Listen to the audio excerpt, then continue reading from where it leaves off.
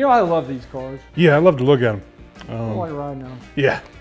Rick Schmidt and I went to Cedar Key in his F-Bird that they have, the black F-Bird.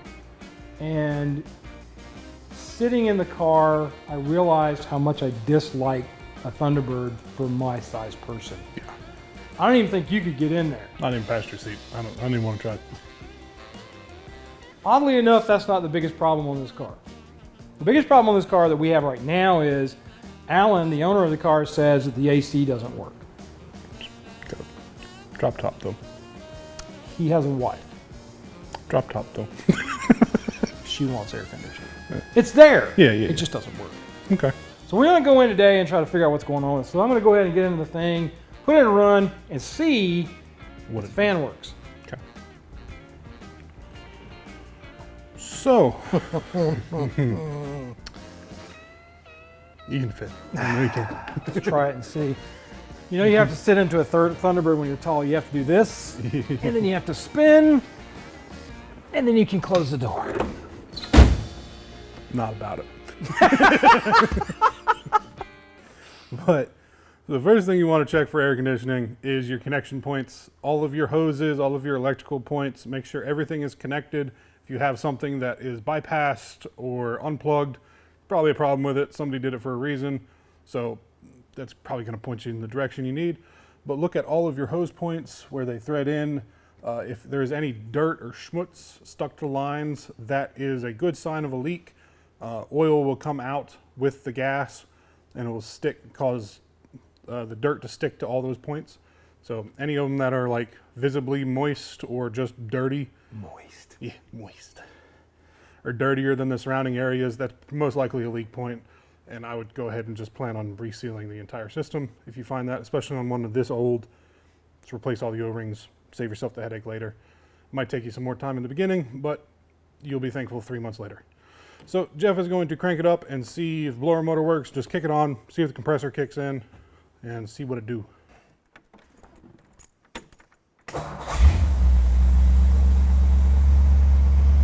I would sing the Beach Boys song.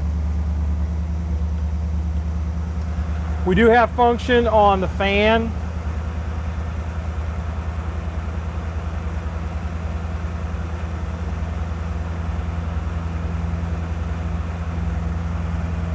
It's saying that I gotta do that. Is the compressor coming on at all? No. So we have no compressor function. I want to go ahead and shut it off because it'll asphyxiate the crew. Oh, nice.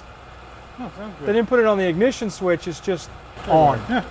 So I want to cool my knees off at any time. that's what it'll do too.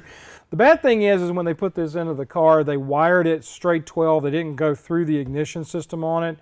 So you will have to be mindful when you're getting out of the car to turn the fan off, otherwise you'll kill your battery.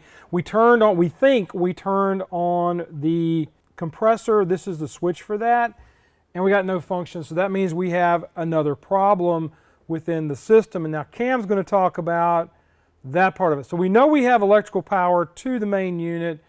We don't know if we have power out to the compressor, but we can check that with either a test light or a meter, and we'll do that in just a second. So Cam is going to talk about what we would need to do next if we were in a couple of different positions as well.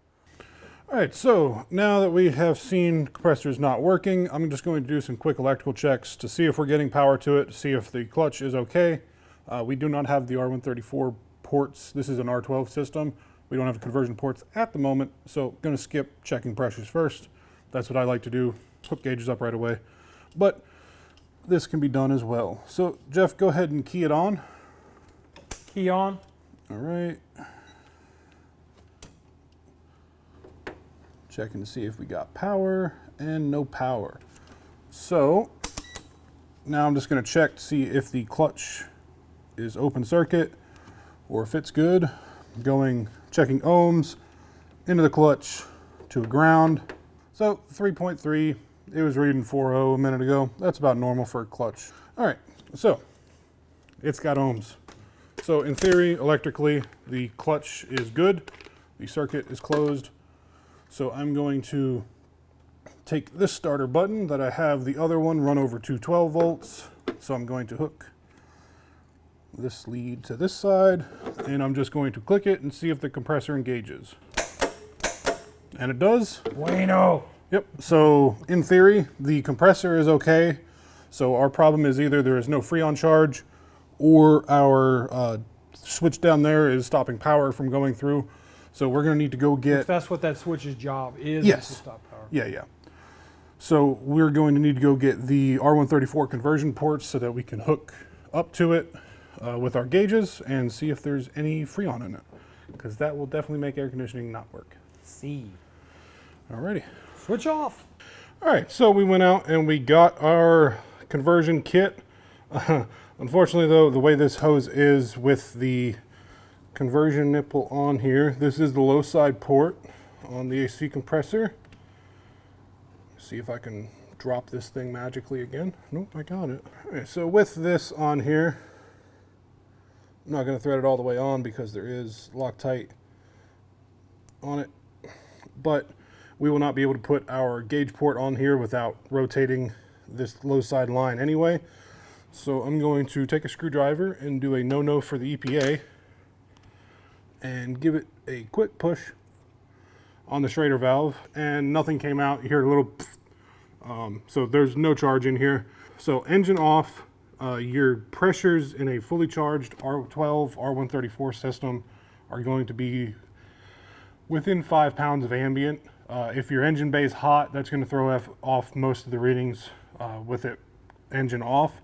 So, but cold soaked, you should be close to ambient pressure or ambient temperature, but pressure on the system. So if it's 90 degrees out, you should have roughly 90 psi on hot and cold side. So our system is leaked down. We don't know if somebody drew the charge out of it or if it leaked out. So what I would do next is, once this hose is moved, put the R134 ports on there and then use our gauge set. Open both the ports while they're engaged, and then use the yellow line and charge it with either nitrogen or shop air. Nitrogen is the preferred because it doesn't put moisture into the system.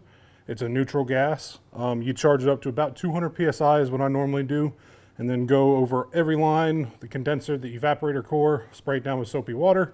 Where you got bubbles is your leak.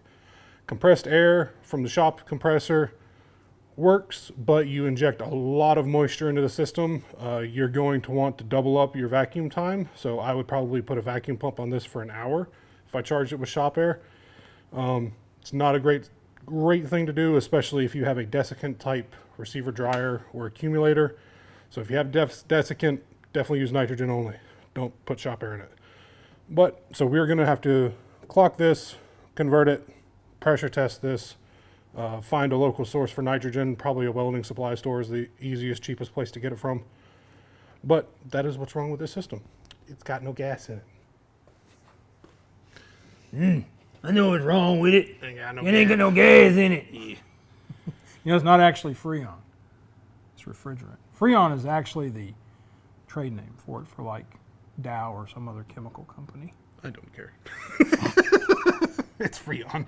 I don't care either. Some other guy gigged me for that the other day, and now it's like it's been on my mind, kind of like hard top and Nerd. refrigerant nerd. Who cares? Stuff that makes it cold. Yeah, man. So next week we're going to probably come back. You should see Jackson's hair. Next week we're going to come back with. Holy cow, that's awful.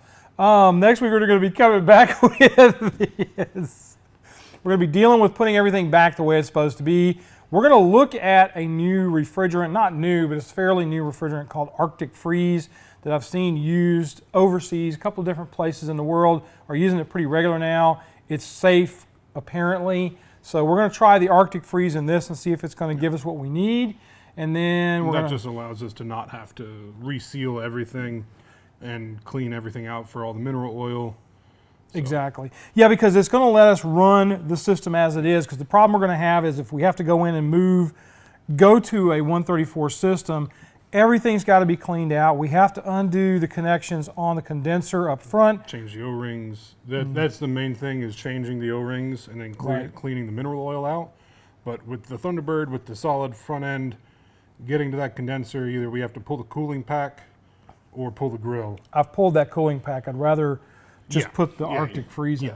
it. So we still have to put the R134 ports on it, just to use normal gauges, because R12 gauges are possible to find locally. You can probably get them online. You can I've got a conversion kit that's on the way. So in Yeah. other words, I got a conversion kit that we Yeah. can put on here. the same thing as this. It's the same thing, but I've got with the extended hoses, so it's probably a little more friendly Yeah. to be able to get around some of this stuff. But even so, We're that needs to be moved. we're gonna reclock that hose at minimum.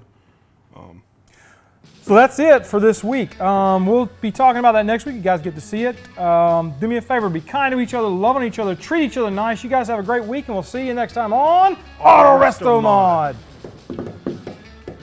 I was almost tempted to make you sit in the passenger seat just so I could get a laugh today. I just thought about this. This car reminds me of the little car that Stuart Little drove down the hallway in the high school. Alan, the car, Yeah, the Stuart it's Little. the Stuart Little. That's the name of this car now, Stuart Little. Stuart. Just call Yeah, it Stuart. I'm on. Okay, Stu. That's the name of this car in the shop, Alan. We'll see you guys later. Cannon. Canon. God, we're developing canon now.